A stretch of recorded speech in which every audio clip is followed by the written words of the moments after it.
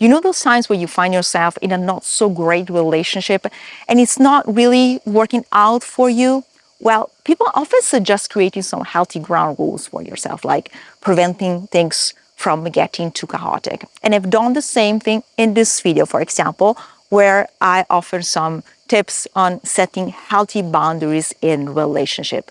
But do you know what is equally important? What is equally important is knowing what should not do in establishing healthy boundary, because this approach allows you to effectively establish those healthy boundaries and consistently maintain them. So here are 5 critical things to not do in setting healthy boundaries. Number 1, discussing boundaries during a fight. Never forget that when adrenaline and other hormones associated with the fight or flight response raise, and we feel our heart rhythm increasing, our palms and our face warmer, breathing become quicker and shallow, and our sympathetic nervous system is activated, and of course, the vagus nerve is far up, the function of our middle ear muscle is temporarily compromises, meaning we are unable to get the meaning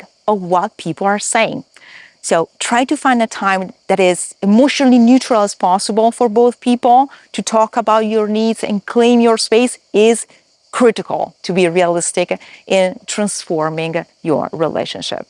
Apologizing or providing an excessive explanation for your boundaries. It's really common for people to apologize when asserting their boundaries as if they are bothering others. But this behavior might open spaces for misinterpretation. Instead, express your need assertively and without unnecessary apologizes. And also, over-explaining can weaken your stance and can, invite negotiation that you are not always open to deliver. Instead, make sure your tone is empathetic and compassionate. Keep your communication simple and assertive. For example, you have been working long hours and need some time alone to recharge over the weekend.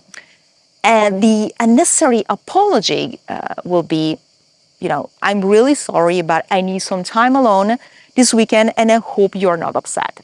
Assertive boundaries will be, I need some time this weekend to rest and recharge. Being unclear or vague can lead to misunderstanding or misinterpretation of your intention. Clearly and specifically communicating your boundaries make the difference between losing your time and effort and empowering yourself. Ambiguous boundaries will be, I'm going to try to leave work on time more often. Clear boundaries will be, I've decided to leave work by 5:30 every day to prioritize my personal commitments and well-being. And in addition to that, I also encourage you to use assertive, positive language, avoiding the don'ts. For example, negative language with the don'ts will be, I can't stand long work hours anymore. I can do this. Positive language without the don'ts will be, I'm making a positive change in my work routine to ensure a better balance between work and personal time. Focusing on other people's reaction. Many times we lose our boundaries even before we talk about them with the other part of the relationship. We worry about how our boundaries may make or upset or how they could react and upset us back. We get mad at ourselves and say we are being selfish unless we do the important work to get ready for setting boundaries, meaning understanding how our past experiences affect us, healing our inner child's trauma, and learning to regulate our nervous systems. Those feel bad feelings will always stop us from making boundaries. And without doing this work, we have no choice. We can set boundaries or, we struggle to keep them. So understanding that feeling guilty or bad is tied up to past trauma help us become mature in relationship and change unhealthy partners. And when you talk kindly and honestly, how the other person's reaction won't stop you from expressing your needs, setting boundaries, and improving the relationship.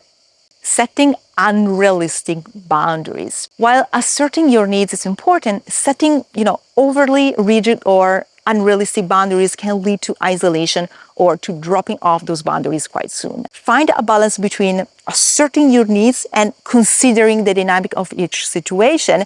It's critical. By avoiding those 5 common pillars, you can ensure that your boundaries are communicated clearly and effectively. So now make sure to share which is the point that need more intention from you and it's more challenging in your relationship here in the comment below. So I do my best to dive deeper into that specific point, giving my best to help.